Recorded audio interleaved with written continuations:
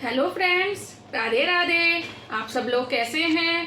आपका बहुत बहुत धन्यवाद। आप मेरी भागवत जी को इतना प्यार दे रहे हैं। आपसे दोबारा से अनुरोध है, अगर आपको मेरा भागवत जी पढ़ना अच्छा लग रहा है, कृपया करके चैनल को सब्सक्राइब कर दीजिए, वीडियो को लाइक करिए और राधे राधे का कमेंट लिखना ना भूलिएगा।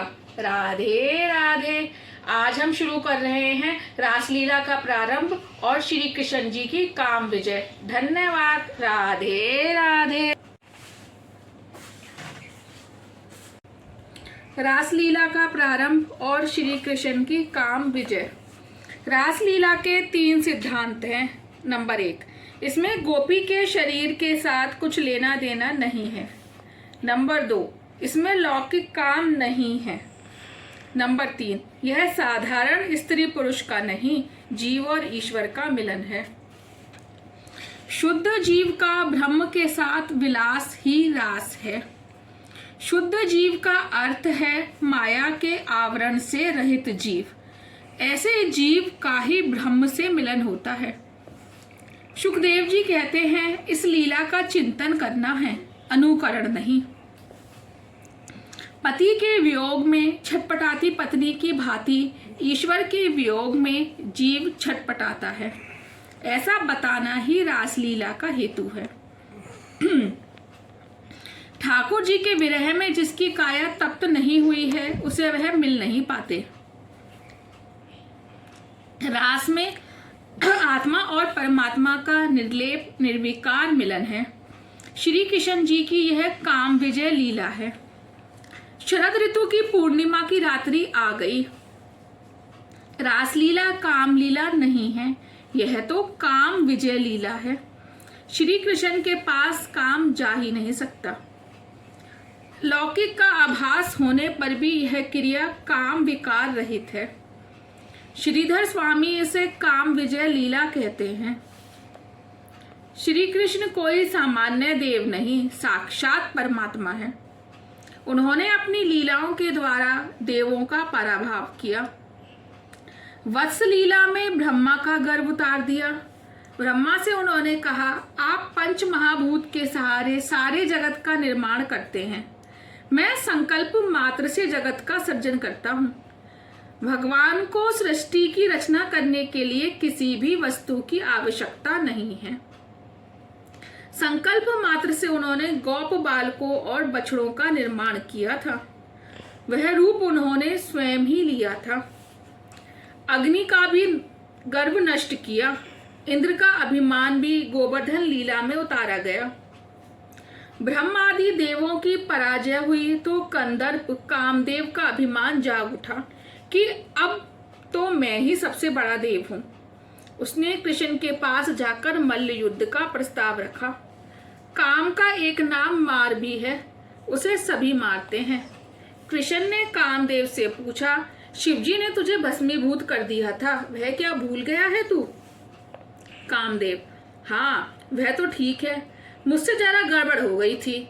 शिवजी समाधिस्थ थे और तेजोमय ब्रह्म का चिंतन कर रहे थे। उस समय मैं उनसे लड़ने गया तो मैं जल गया। यह कोई विशेष बात नहीं है। श्री कृष्ण, राम अवतार में भी तू हार गया था।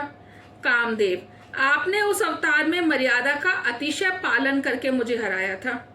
उस अवतार में आप एक पत्नी व्रत का पालन करते थे, सो मैं हार गया था।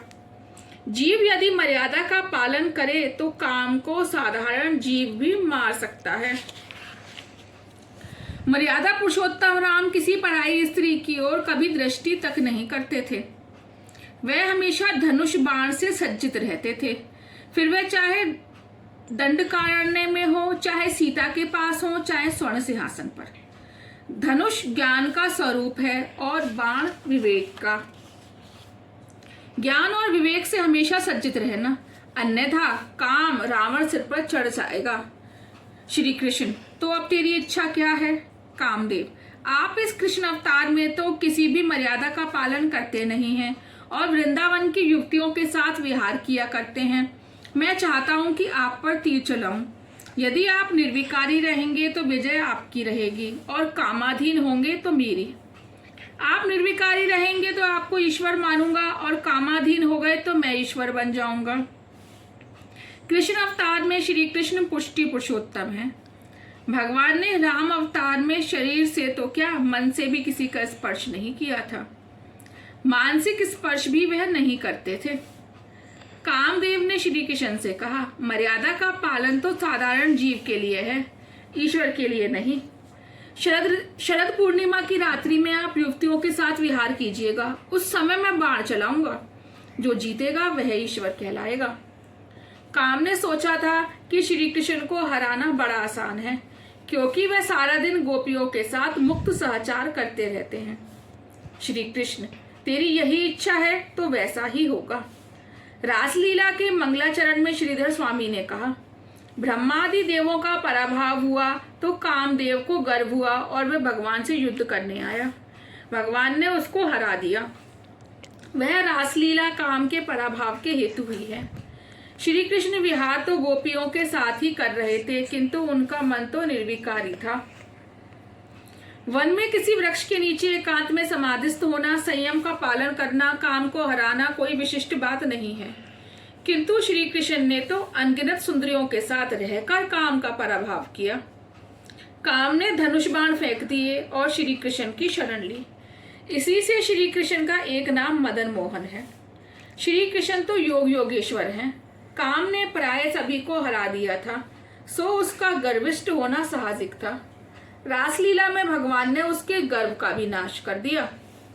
देवी भागवत में व्यास जी कहते हैं, एक बार वह कामाधीन हुए थे। पाराशर ने 60,000 वर्ष तक तपस्या की।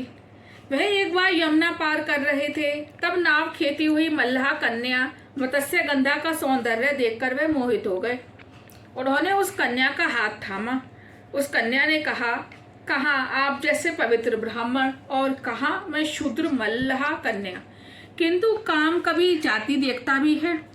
ऋषि ने कामेच्छा व्यक्त की। मत्स्य गंधा ने कहा, यह दिवस का समय है, सो हमें सभी देख लेंगे। दिवस में ऐसा कर्म निषिद्ध है। तो पराशर ने अपने तपोबल से अंधकार का बादल रच के सूर्य को आवृत करके चारों ओर अंधकार फैला दिया। पराशर ऋषि सूर्य को तो ढक सकते थे, किंतु अपने काम को ना रोक सके।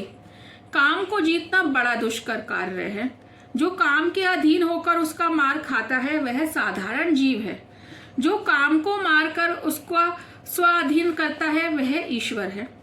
इस रासलीला का चिंतन करने से काम वासना नष्ट होती है। इस लीला में जीव और ईश्वर के मिलन का निरूपण है। यह मिलन उच्च कक्षा का है। प्रेम का आरंभ द्वैत से होता है और अंत अद्वैत से। श्री महाप्रभु जी कहते हैं, रासलीला तो भागवत का फल है। जीव और ईश्वर का मिलन ही वह फल है। भागवत का उद्देश्य है ईश्वर का जीवन दिखाना तथा उनकी प्राप्ति कराना। रासलीला में सुखदेव जी ने किसी भी गोपी का नाम ना बताकर कन्या, अपरा आदि शब्दों का प्रयोग किया है।